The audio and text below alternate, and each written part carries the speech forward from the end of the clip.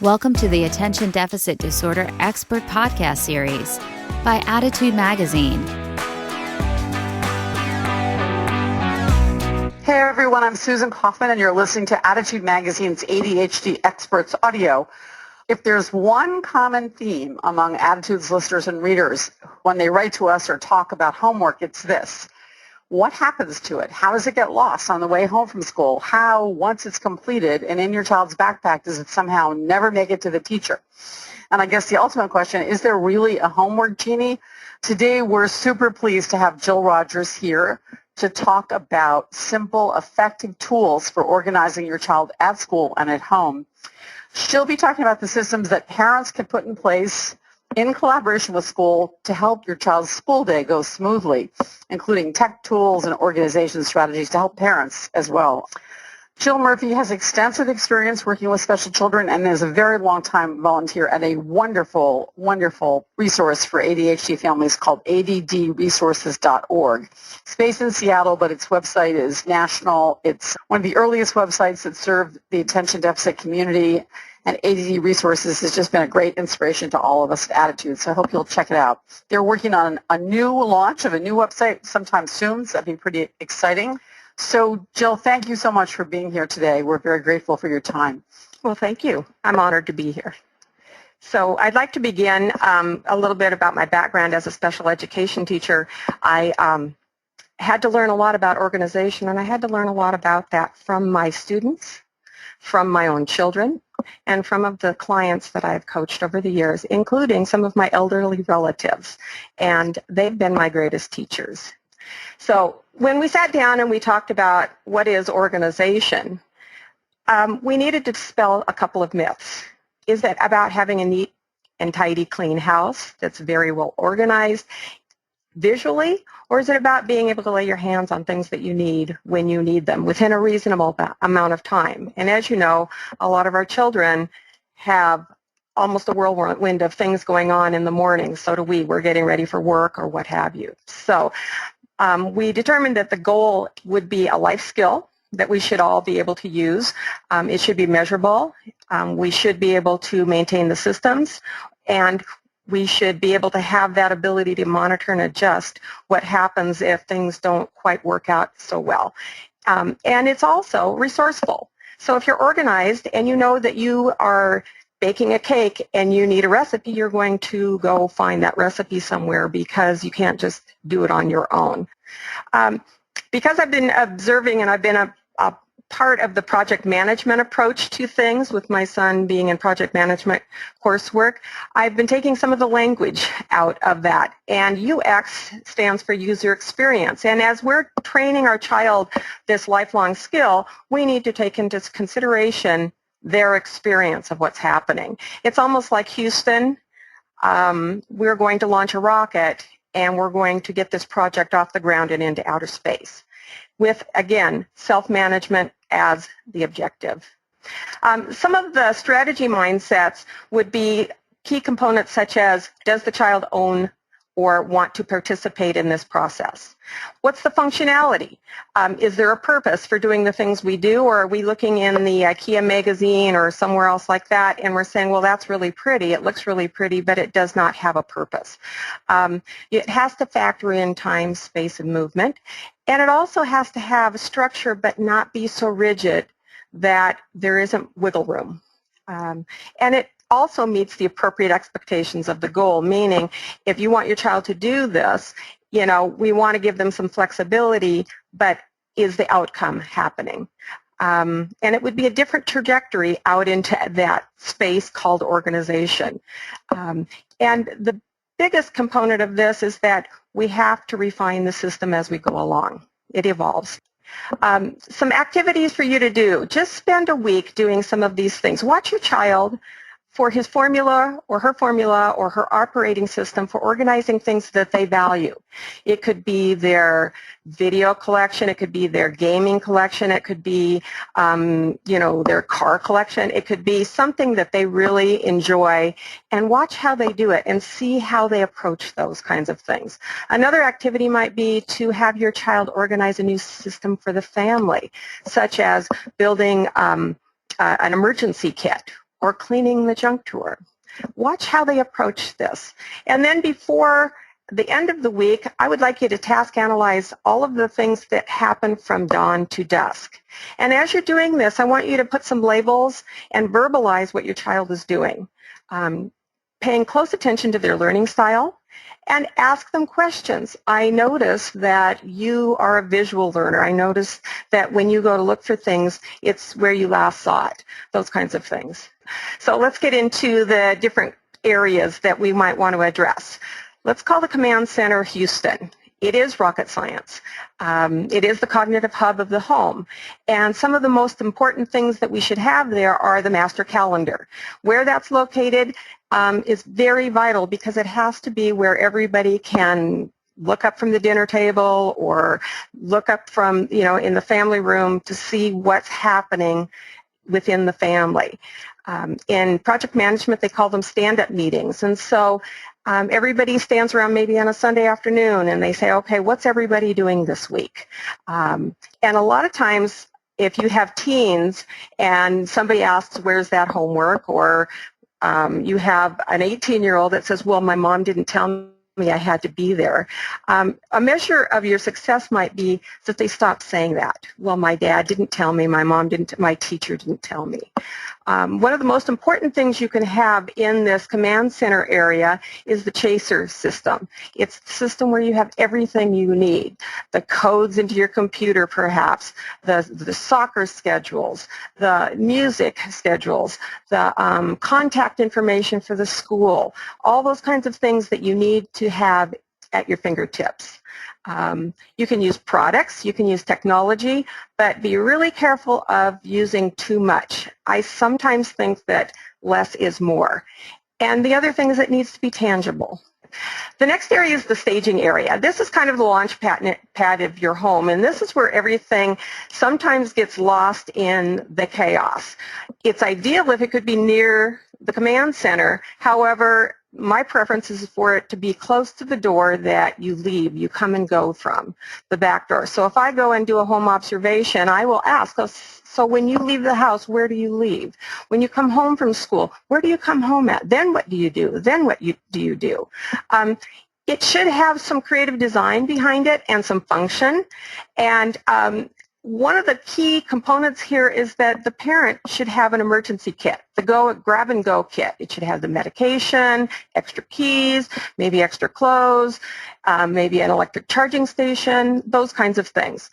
Some great places to look at some of those things that you could set up that don't cost too much money is maybe go to a Pinterest page and look for some organizational kinds of things. The National Association of Professional Organizers. Teacher stores have wonderful organizational things, and they're pretty inexpensive. I like to repurpose furniture. Those old TV stands that we used to have shelves in them. They have a flat area, so you can basically pack your backpack, and I call it, packing your parachute. You can go to Container Stores. IKEA has wonderful things that are inexpensive, but again, it doesn't have to cost a lot of money. Look around your own home and see what you have. In the staging area, it is a systematic, interactive kind of a design. It should be visual, it should be tangible, and it should be interactive. And so some of the things that you probably need there are the clock to get out on time, maybe an individual calendar for the child, an individual to-do list, maybe a take and go. Post-its have some wonderful new items and stickies that you can use. Don't forget that charging station, the keys, the sports equipment, the money, and maybe a place either for your lunch or the note to go get your lunch out of the refrigerator. And when we were talking about this, I just created some of my own. If you give your child some craft paper and let them create their own to-do list or their own calendar, it may be that they like a certain color. They're going to be drawn to that because they created it. So if they build it, they will use it. And I've also laminated these. If they're into textures or they're into pattern, they may not want to have all that color thrown at them. They may just need a simple, do this first, do this second, do this third. So I took this from a Word document and I made these arrows and I just expanded them out and then I laminated them because each one of those I can write on. I just went to a teacher store. I think it cost me $11 to laminate sheets, I think 30-some feet of different kinds of programs like this. This is my absolute favorite. When you go to the study center and you are placed in your home where your child studies, you have to have your supplies. And one of the most important things you can have is the study plan sheet. They come home, they're shifting into a different gear, maybe they're taking a break. They need to sit down and say, okay, what are the supplies I need? What are some of the books that I need? How long is this going to take me? And you as a parent could support those areas of studying by bookmarking the study links maybe in the beginning of the year that each teacher has suggested for their studies. You know, you need to think about a file system. Should it be a mobile container that they can carry from room to room to room? I prefer a step file sorter with colored file folders so that I can see for a large project what I need to be doing and where it's at my fingertips, because if I can't see it, I don't remember it. I like teacher stores have these wonderful hanging pocket folders, but they're very bright and they're magnetized. You can hang those and put files in those, or maybe you can sort an essay that you're going to write or a project you're going to do. And sometimes they have to have a classmate that can remember what the assignment was, so have that contact information near them. A whiteboard is a wonderful place to drop ideas. I often use a glass on a tabletop or a desk so I can insert things that I need to remember and I have to have on hand, and I can still use the surface for writing. And then what about that homework return folder? Because I often noticed with even my own children, they have their homework in their hand, they go to put their shoes on, they put the homework down on the washing machine, they put their shoes on and walk out the door, and the homework is still sitting on the washing machine. Don't forget the extra supplies, including ink, batteries, you know, the thumb drive, Post-its. I love them because you can mind map your whole day out on a Post-it note. And extra notebooks, dividers, file folders, all of the rest. I wanted to talk about this cart that I have. My daughter showed me this. It is a Stanley Fat Max toolkit that you can wheel around. And she uses it in the film industry. And I use it for my presentations. I can keep my computer, all of my presentation materials, all my fidgets, all my handouts in one place. And I have my own portable desk. The location of the study center is vital because some children do better if they are on the floor, on the bed. They need to stand up. The lighting is important, sometimes turning out all the lights, and just having one light over the study area takes the distractions out. They may need more than one area. Comfort is an issue. A lot of times I like to stand up, and a lot of times when I have teenagers call me and say, you know, I just can't stay focused, I say stand up. Just stand at the counter and do your homework. I like a large flat surface, but I also like my roll-top desk. And wiggle chairs and fidgets are wonderful to have because you can wiggle out all that extra energy. My daughter likes to sit on the floor around a coffee table on pillows to do her studies. And if you need a new location, one of the best places to stay focused is maybe to rent a study room at a local library or go to a college library or a coffee shop. A lot of times we need a study partner in an alternative location because the proximity to the parent is important, but they don't want you too close, but they need you just close enough. I've often suggested that maybe you hire a college student to just study with them. They don't have to do any tutoring, but they're teaching them some of the behaviors that are good study habits. I often have students move the computer out of their bedroom into another room, and if they need the computer for studying, if they're a teen, then the parents can be down the hall, see the child, leave the room to go use the computer, and after about 10 minutes they can wander down the hall to see what's going on. It's really important with internet, Wi-Fi, and all the rest of that to have the cord to the printer in case things break down, and have it close. I went to one observation where a young lady had the printer downstairs in the living room, but she was doing her studying upstairs. Well, between the living room and upstairs, she's going to wander off into another area because she's forgotten why she came downstairs in the first place. Take into consideration the limits on distractions and concentration. If I don't take a break within a certain amount of time, I'm not going to be able to study anyway. Okay, so that's part of the organizational piece as well.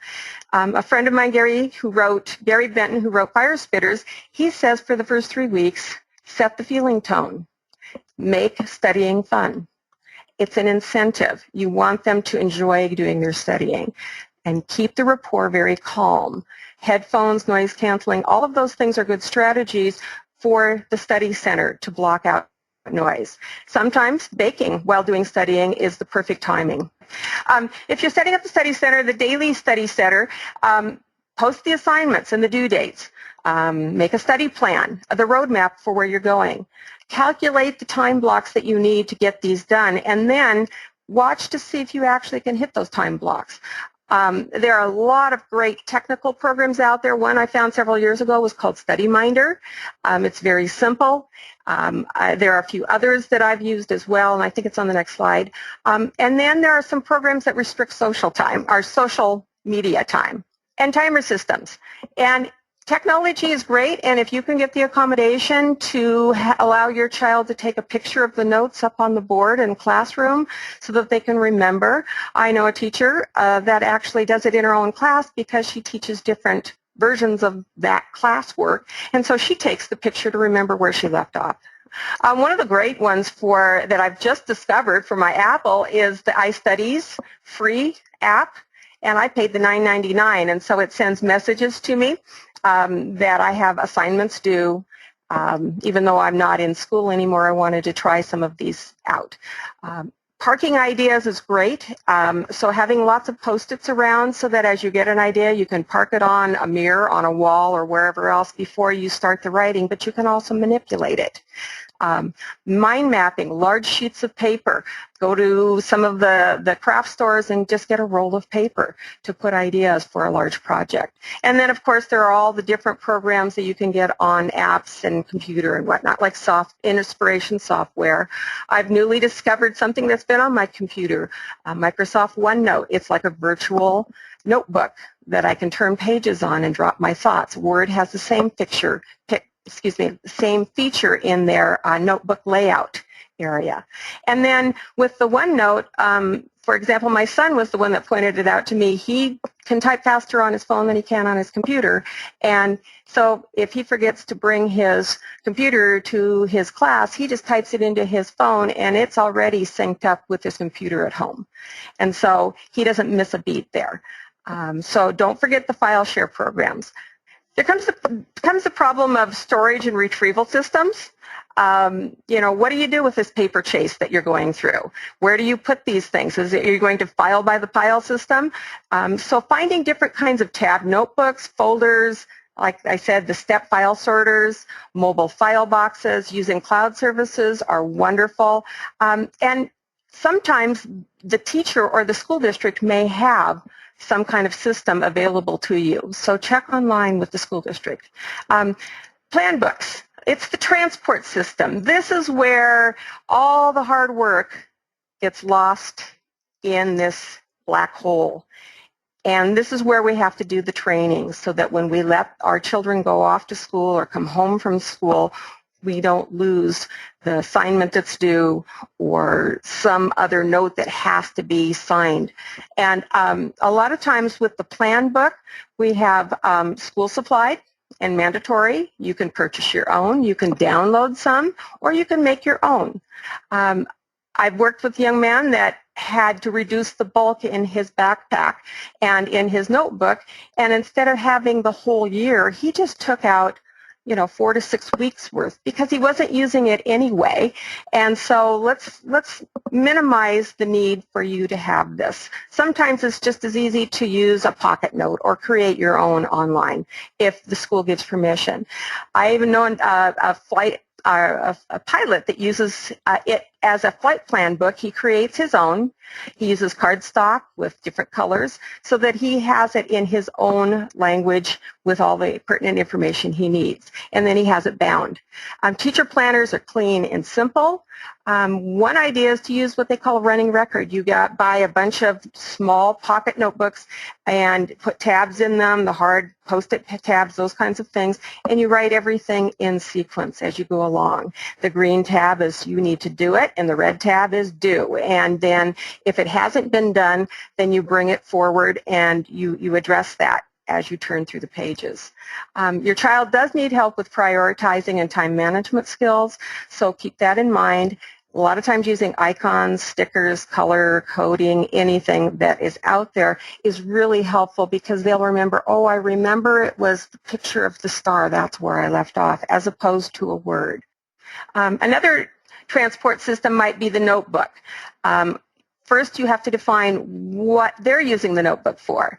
And if it's just a place to shove papers, then we need to address maybe, is it even needed? Maybe there needs to be a different system. Maybe the accordion style notebooks, file folders. And some of the things you can put into the notebook are heavy gauge reinforced binder paper because you're always fixing those holes that are ripped out. It's a little more expensive. You can get it at office stores. I prefer large size divider tabs or the plastic kinds of pocket folders because you can see through them. An easier way to do that is just take some colored paper and write down the grade I want and put it in the front of each tabbed area of each class that the student is taking. And then that way it's coded to the class. Some teachers use colored notebook or copy paper so that if it's a buff color, it's always for science. If it's blue, it's always for math. And sometimes you can put assignments on your own spreadsheet so that you can see the outlook of what's going on. The backpack. Well, the backpack is kind of the place where the black hole happens, and we find all kinds of interesting things at the bottom, assignments that weren't turned in. The most important thing you can do is to build the habit of packing it, repacking it, and packing it again. A lot of the new notebooks are really well designed, but some of them can be very complicated as well. I like to have a finish folder in each one of the places that child will be doing their homework. Okay, this is the finish folder, it's red, it goes from the study area to the staging area to the backpack to the school and back. There are now some folders that are more vertical instead of horizontal, and so there's easy access within your backpack. You don't have to take it out, put it in, and flip it back over to put in. And remember to consider hard cases for your electronics. There are some tracking devices out there that are just coming on the market. I haven't investigated those yet. If it continues to be a problem, do talk to your school about accommodations, 504 accommodations, an extra set of books at home, or perhaps the school will have a virtual book system within their school that you may not know about, so ask about it. There are multi-use packs. This is one that's actually a Kickstarter. So if you have a child that's a skateboarder or has a snowboard or whatever and they want to put it on there, it has different bells and whistles for them. But take a look at this new move pack. It's kind of fun.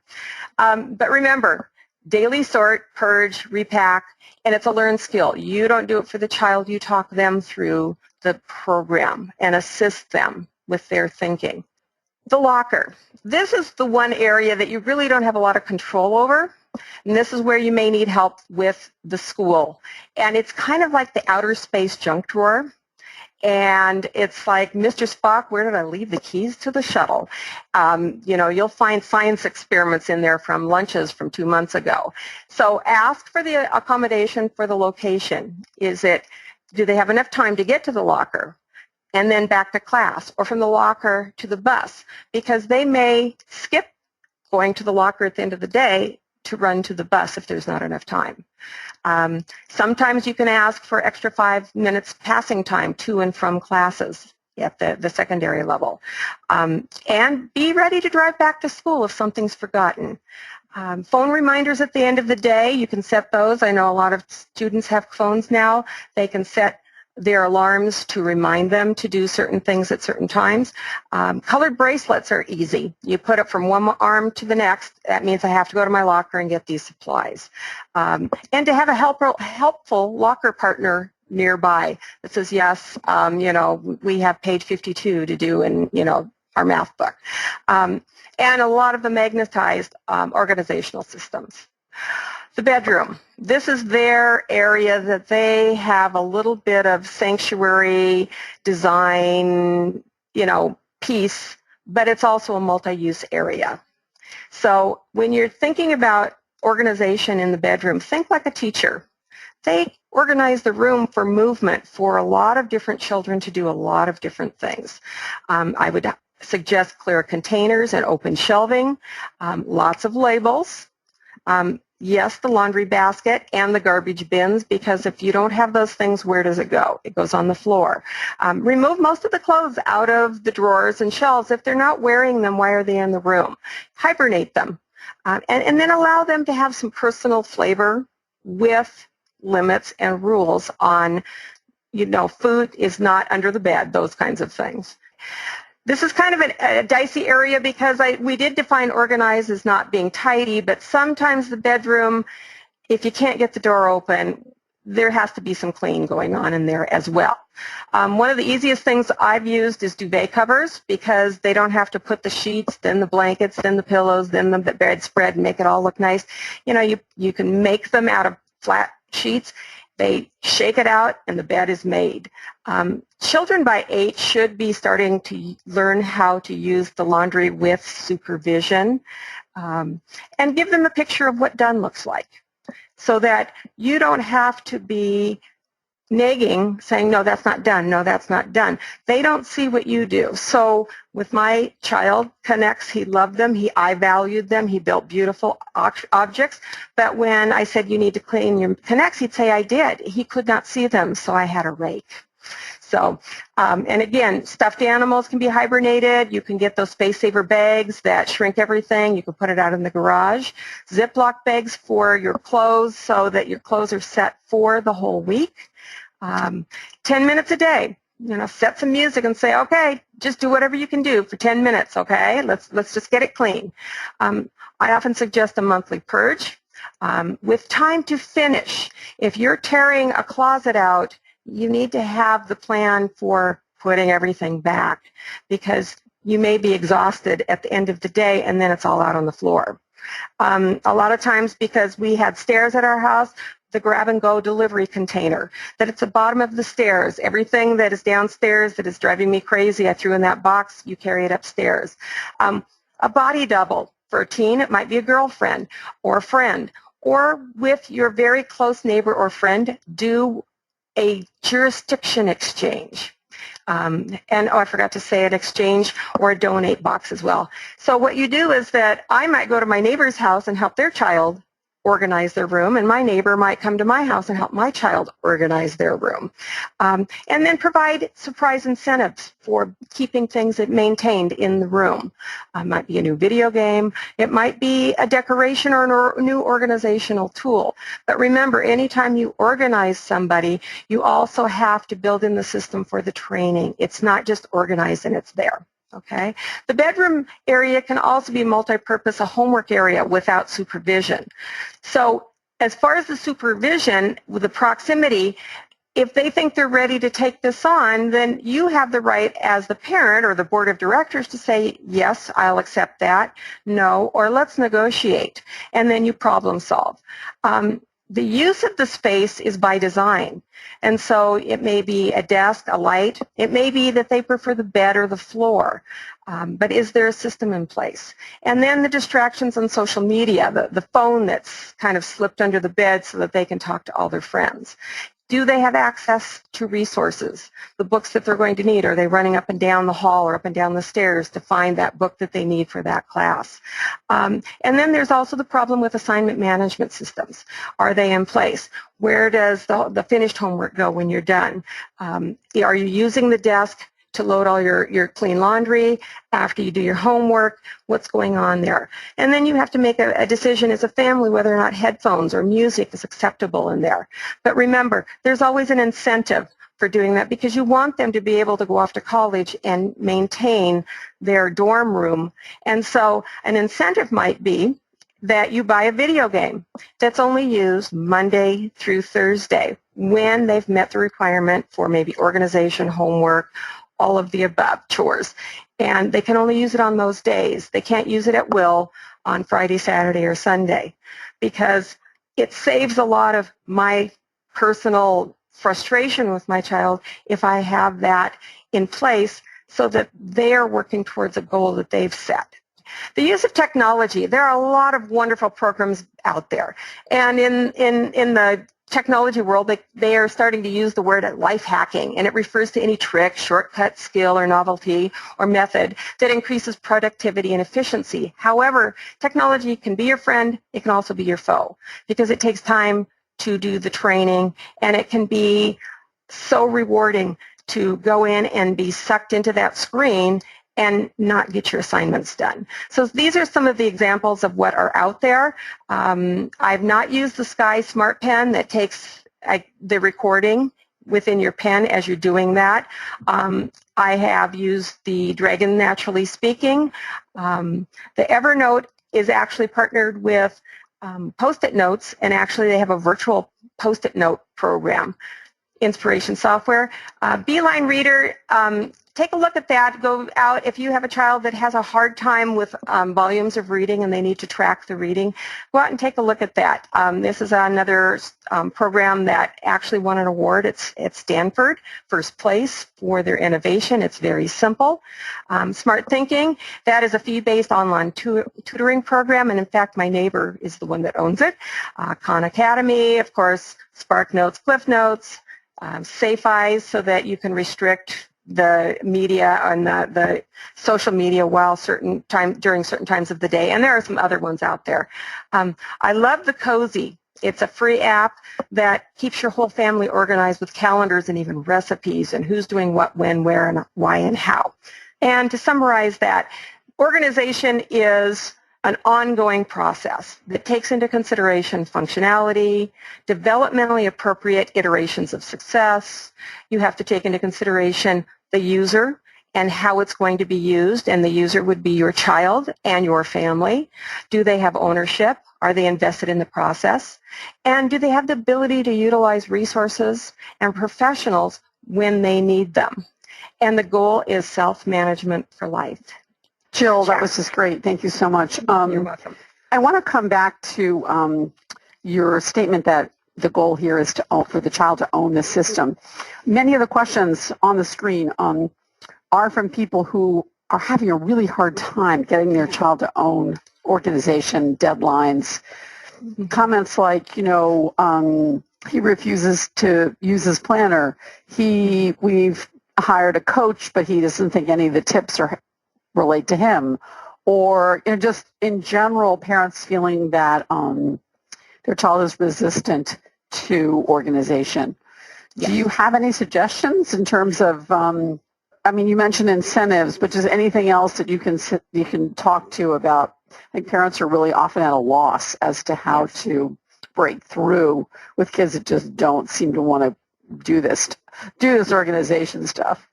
Yes, and even in the adult world, the same thing happens. You can have the planner that is checked by the teacher for the first 3 weeks of school, and then they stop checking, they don't do it anymore. Or you can have a very strict school that says we are going to check it every week, and you will lose grade points because you're not using it. But once that pressure is off, they don't use it anyway. They're going to go back to their old system. And so incentives do work. But the other part of this is to go back to the very beginning, where you observe your child at the beginning for a week and see how they put together their organizational and their memory systems, those kinds of things. But it might take not a parent to do this because they just hear, oh, you're nagging me if they're older and if you're younger. But it takes somebody to come up alongside of them that maybe can show them the value of that and then help them design their own. And so get the computer out, get the paper, the craft paper out, and let them design something of their own, make copies of it, bind it, what have you. And then instead of being in a punishing system, you want to approximate closer to the goal. You want to have little iterations, little subsets of success. Okay, I noticed that you did this, and when you did that, how did you make that happen? And be curious about what they're doing. It's not foolproof. You know, we still have the kids that write on their pants and on their hands, and I still, you know, my sticky notes fall off my wall, and sometimes parents are used as the cognitive sticky note. Can you tell, I'm supposed to do an assignment, can you tell me? Those kinds of things. But you want them to start taking some ownership on that. And I know it's really difficult, but it's consistency, it's bringing in a surround sound of team members that are going to be on the same page as you are. Okay. Yeah, I think it's just a real challenge for lots of people. Here's another question that parents ask a lot, and there are many people on this webinar asking this question. To what degree should a parent be involved? The premise of your discussion is the interrelationship, you know, the parent setting the organization framework for the child. But many people are concerned that, you know, they are overly intrusive. They feel like they're the homework police. They really have a hard time figuring out when to back off and when to really be involved, stay involved. Yeah. And it is a training program, and I know that a lot of times when I go in and I've coached some teenagers, the parents, I'll tell them, you know, I'll say the exact same thing that you do, but they're revved up with me because I'm kind of unknown, I'm novel, I'm new, and, you know, they know their parents are paying for my services. And so the parent will say, well, I said the same thing and they just didn't listen. And so it's really hard to have that buy-in for that child when it's great advice and they don't want to do it anyway. A lot of times that's why I say, well, get a partner. Get somebody that will work with them on some of these things. Get an older teen that's a little closer to their age, or maybe a sixth grader working with a second grader, those kinds of things, to take away some of the parent involvement that feels like you're the worst parent in the world because you're lecturing, you're reminding, you're going, come on, honey, stay on task, those kinds of things. And sometimes allow them to teach somebody else, somebody younger, somebody else who has challenges. You'd be surprised how well they do with somebody else. And listen, lean in and listen to how they approach something and notice. And they go, yeah, I do it that way. Okay. Well, here's a really interesting comment. We've watched our child grow a passion for hockey. All his hockey equipment is completely spotlessly organized and he plans ahead for all his games. So we know he's perfectly capable of doing this, but he really doesn't care about his classwork. We have to sit on him. So how do we translate his pre-hockey planning and execution, flawless, to academics? Yeah, and that's where the investment comes. And with my children, it might be their cars or their snowboarding equipment or those kinds of things. They take great care of those things. But my car, no, or my things, or my kitchen. So how do you bring that, especially at that age, is that they keep it pristine, but there's a lot of times at that age, there's not enough time to shift the gear, the cognitive set, to do the things that they have to do and to break it down in a way that they understand. And so if you can use some of the language, if I meet a young man or a young lady that their passion is something, I use the metaphors for those passions. You know, when you put this together this way, but the motivation isn't always there. Ari Tuckman did a really wonderful webinar with the Greens that was about procrastination. And some of the things he said were really vital to, well, why doesn't this person get started on their assignments? Why doesn't this person do these things? There are a number of reasons. It may be they don't have enough information. It may be they don't like the teacher, whatever, you know, whatever emotion is going at that time. It may be that they just don't like being told what to do. It's really hard at that age because this is a lifelong thing. And what I've found out is that after I've talked to some students, you know, after some coaching or from family members, I usually ask them, I said, what was the change? And they say, I don't know. I just embraced the fact that I owned it. And that, you know, my parents could lecture me all they want and I wasn't going to do it. And they could threaten, but I wasn't going to do it. But when I realized I own every decision I have. That made a huge difference. But as a parent, you're sitting there waiting for them to just get started on the homework. Just get started on the homework. Please, please, please, please get started on the homework.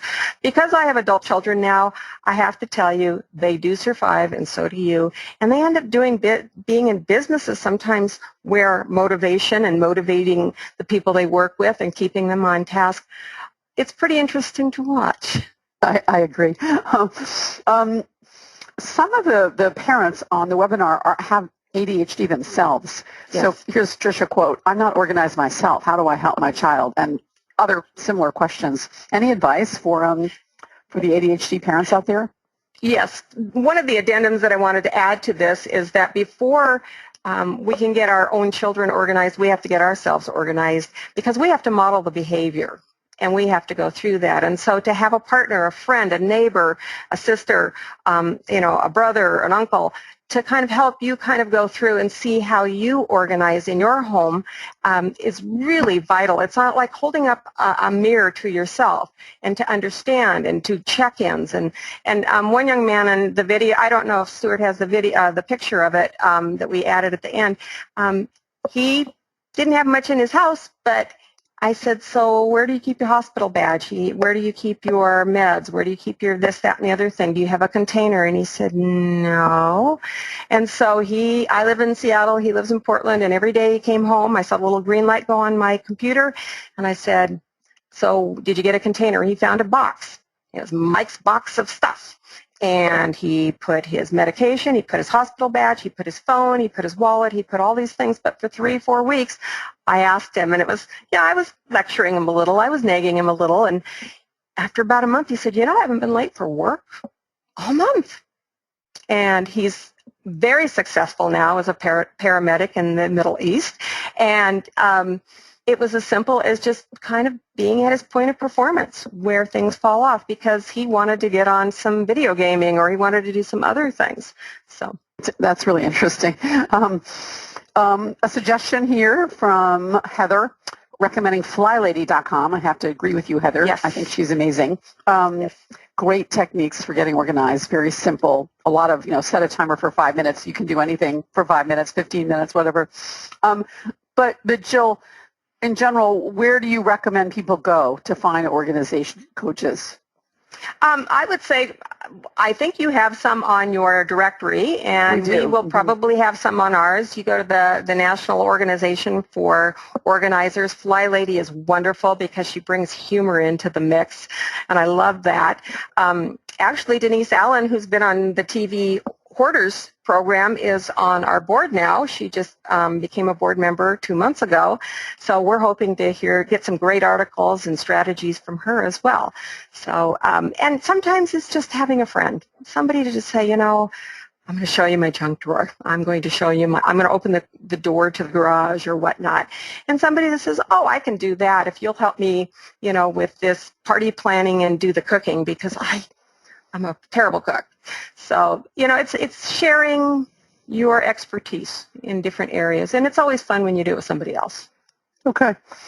I just want to come back to the issue of turning in homework, because I can't tell you the number of people who are posting that despite many techniques, notebooks, homework notebooks, somehow they're just not able to either collaborate with the school to know that the homework isn't there, to figure out how to get it, how to get it there. And that's just such a common problem that, I just don't know if tools, I think the tools are key, but how do people use them to make it work? Yeah.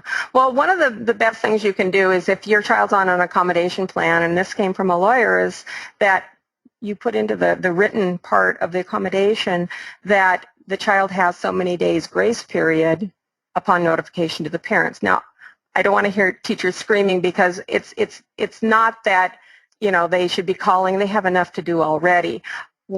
Because I'm a former teacher as well, is that the communication is vital between home and school, because this is where things fall off track. I'm asking teachers to keep up on what they're posting on their grading system and the assignments that are due and when. And it may be that you do need the accommodation that there's one person to turn in the whole file folder to. If it's the secondary, it might be the counselor to have it distributed, but in the meantime, yes, they turn it in to that counselor, but we're also in training. Okay, we're going to do this for a month so that, we have that FaceTime to discuss this. Now let's break that down into okay, let's have you only turn in, like 2 of your class assignments and then I'll take the rest. But you have to keep building on independence as they go through, developmentally as they're ready, and reminder systems. I've had a young man that came into class, had the assignment in his hand, walking across the room, but they were doing what they call a quick write for 10 minutes. He's nervous. He's unloading everything because he's doing multitasking, and the teacher's calling out, hurry up, and he's still trying to organize in his brain what he's going to write. So now he's nervous, but everybody else is getting finished in that 10-minute amount of time. He walks over to turn into an assignment, and what happens? He gets nervous and walks back to his desk and shoves the finished assignment back in his backpack. And so after talking with the school, the teachers were very, very shocked by all this, and they went back to their class and offered up strategies for everybody in the classroom, not embedding assignments in as the kids are packing up to leave for the afternoon, or changing assignments when that's happening, giving that time to do those kinds of things. Okay, first I do this, then I do that, then I do that, so that you build the motor memory for those kinds of things. Because like I said, if my child is going to put her assignment in her backpack, but she goes to put her shoes on first, the assignment lands on the washing machine, and then she grabs the backpack in the other room and leaves. And so it took some organization to kind of reroute that all around so that everything was streamlined instead of zigzagging all over the house. Because I think a lot of times children will say, oh, I don't care, I give up, and it really means I just don't know what to do, and I just have to say I don't care. Yeah, no, I think that's right. Yeah. A lot of that I don't care is and that's something I've learned from many webinars, is really understanding what the motivational issue is, which is oftentimes something else. But yeah. Can we go back to your staging area? And I don't know, Stuart, if it's possible to see that slide again. But if not, one of the issues that's being raised here is how to get the mornings to go well. What system do you have for getting out the door in time with the right stuff and the right sort of frame of mind, which so anything about that staging area that you could amplify, or morning ritual would be really helpful. The morning ritual, absolutely. And that even means getting dressed. That means getting your teeth brushed. And I have one parent that said, it was a value to me for my son to brush his teeth. And he should brush his teeth, but he wasn't brushing his teeth with braces. So what she did is she backed it up a little bit. She couldn't always be in his presence because she was going off to work herself. And so she just put the toothpaste on the toothbrush for 3 weeks and laid it on the counter, and that seemed to get the job done. And he noticed, and she said, would you like to put the toothpaste on the toothbrush for a couple of weeks on your own? I'll stand here with you. Okay, now let's break that up. Do you think you can do it on your own now that you're in the habit of doing that? But I tend to see, and even in my own family, we're not always organized, the up and down the stairs, around and through, oh, I'm in the moment, I thought of this, I thought of that. And so watch your child for a week and see how those morning rituals happen. That's part of the dynamic of getting yourself kind of in the mode as well. I used to get up a little bit earlier so I could at least have my morning coffee before everything hit. And so first you do this, then you do that, then you do this. If they're little kids, you can use little tangibles. I go and get the Formica samples and put them on a key ring. You can put to-do lists on mirrors with, erasable pens, those kinds of things, on the shower door, what have you. But if they're not going to read that list, then what is going to get them to do those things? Part of it is meeting them at the point of performance and doing it the same way every time. If you're launching the space shuttle into outer space, you're not going to be living in the moment. You are well rehearsed. You're doing the exact same thing every single time, and then you start to pull back and see if they can do it on their own. If they can't, you kind of come back up and you talk them through the stages, but they have to be invested in the support systems that are in place. Jill, could you talk a little bit about college? There are a number of people here who say their college-age student is really having organizational problems, and they're finding it really tough because as parents, they're not there. They can't help in the way that they did in high school.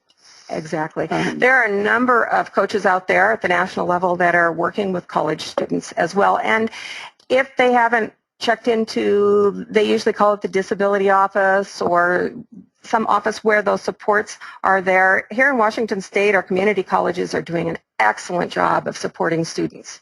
They're kind of the person that shadows them through the whole process if they're having problems in class. It's different than the counseling office. And so if they have organizational problems, assignments getting done on time, so on and so forth, they have a place to go to say, can you please help me with this? I'm at a loss. And one of the things, I actually took a young lady to meet my daughter because my daughter was in college. We walked through the campus of the University of Washington, and my daughter was amazing. She said, you know what, no matter how smart you are, you cannot survive college without asking for help. Utilize the resources that are there, even if you're the smartest kid in school. That's what they're here for. You pay them the money to do those kinds of things. Start a study group, go to office hours, do those kinds of things. Now, as a parent, would she have heard that from me? Absolutely not. But she might have heard it from some of her cousins that are a few years older than her.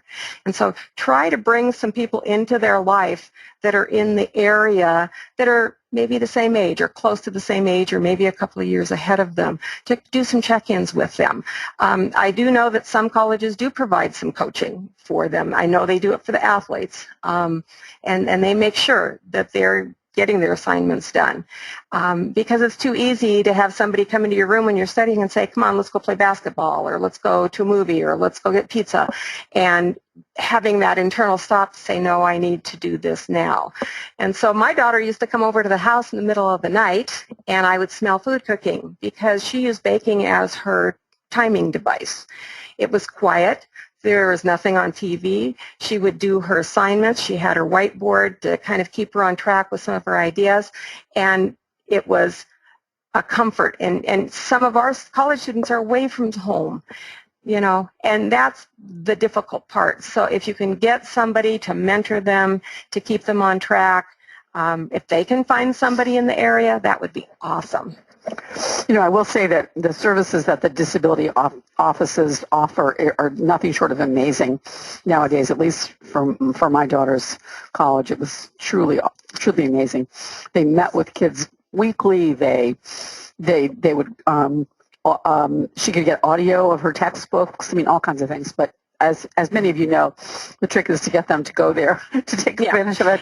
So, Jill, this has been really great. We're almost out of time. Is there any last bit of advice you would give the almost 1,000 parents on the line? Oh, that's wonderful. Just to dovetail from the last question is Dr. Maitland. Teresa Maitland has a wonderful book, and I don't have it in front of me, so I'm not sure. She is great. Yeah, absolutely. And it's kind of an aqua blue color about transitioning from the high school, are you ready for for college, to the college level, are you ready? And she also did your back to school issue last fall as well. She had some great tips and tricks and some technology kinds of things. And she's a wealth of information. She really has it broken down into the components that you need to consider. So that's a great recommendation. Thank you, everyone. Thank you, Jill, so much. Good luck with your new website. We'll look forward to seeing it. Thank you. And thanks for all these great tips. Thank you so much, everyone. Goodbye. For more Attitude podcasts and information on living well with attention deficit, visit attitudemag.com. That's ADDITUDEMAG.com. Ever tried reading while jogging, cooking, or even juggling flaming torches? Yeah, it doesn't end well. But with audiobooks.com, you can conquer books without the circus act. Dive into over 450,000 titles, including more than 10,000 free ones. Get hooked on a bestseller, find your next obsession, or finally read that classic you've been avoiding since high school. And here's the inside scoop. Sign up today for a free 30-day trial and snag your first 3 audiobooks on the house. Sign up for your free trial at audiobooks.com/podcastfree today. That's audiobooks.com/podcastfree.